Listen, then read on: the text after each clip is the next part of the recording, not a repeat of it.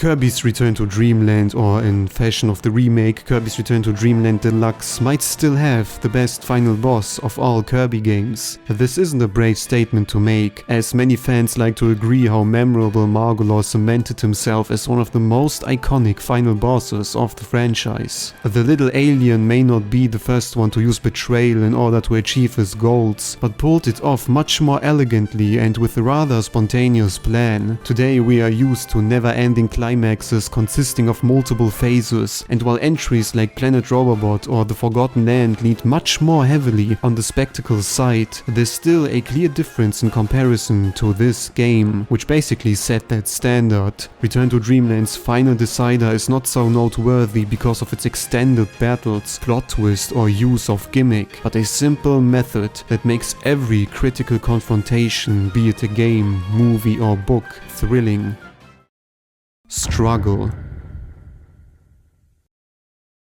Initially, there's nothing particularly different from modern titles. At its time, Return to Dreamland might have offered a more grandiose last encounter than usual, which should have let it age in comparison to today's standard. On its own, there's of course nothing wrong or outdated with Margolor's fight, but it's undeniable how newer games seem to escalate in gameplay as well as visuals massively more. Return to Dreamland's ending was a way of licking blood and how good it tastes, yet I have the feeling the creators might not be aware what made this debut of a bombastic final so special to this day. From the beginning, the setup is noticeably different from many other titles, as the character you're facing at the end, Margolor, betrays Kirby and used him throughout the game. This isn't new for the series, as Marx pulled a similar trick, but unlike with Kirby Superstar, the player actually builds a relationship towards Margolor, as the blue alien cheers for your success at any point. In hindsight, it's obvious why, but it's also possible to chit-chat with him in the ship you're supposed to repair. Although Kirby seems to simply not care, there's a bittersweet note to the whole final which is still unmatched among the series.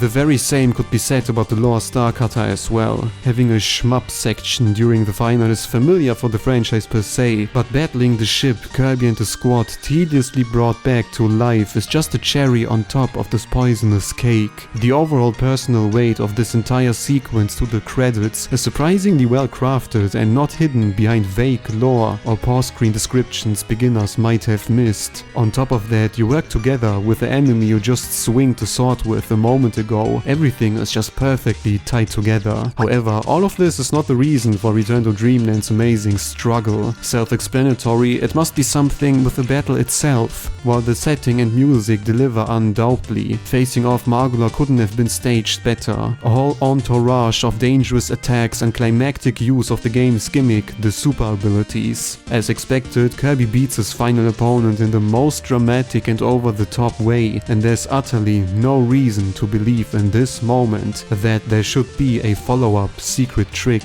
or trap. No enemy ever survived the gimmick, and especially not one like this. After all the hardships and endless battles, it should be finally over, but instead, this stubborn soul remains.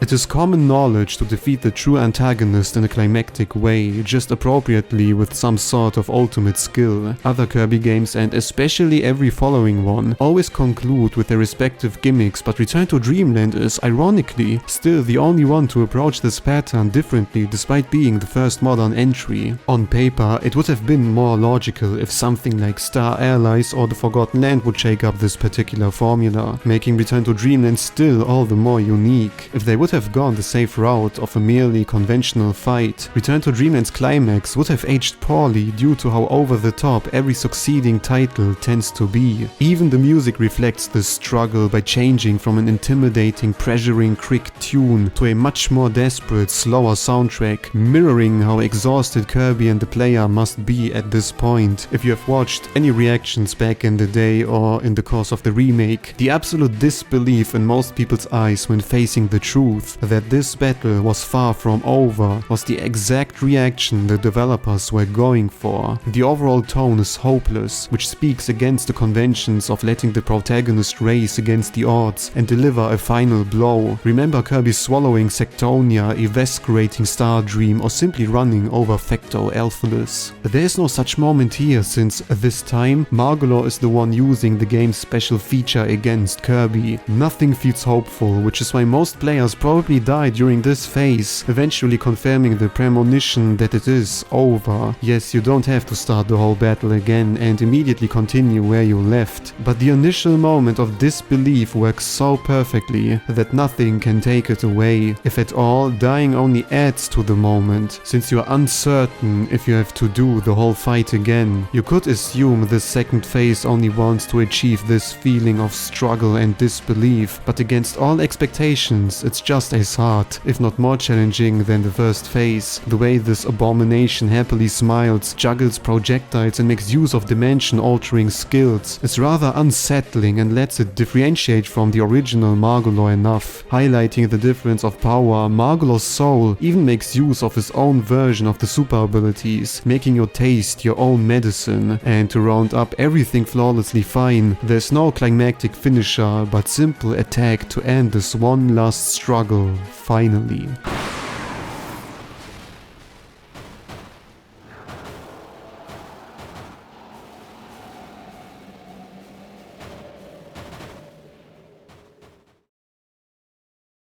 Return to Dreamland's ending may not be on the same cinematic level than today's entries, but I still wanted to accentuate why it's still holding up and for what reason it may be overlooked. The remake did a fantastic job to upgrade the whole climax accurately, and despite the fact many players probably already knew about Margolor's betrayal, there were perhaps some people still surprised about the fake-out final phase. But what do you think about this ending? Where does it stand in your personal ranking, and can it still keep up? This may have been on the short side of a video, but I wanted to digest the final on its own and give it the proper recognition it deserves.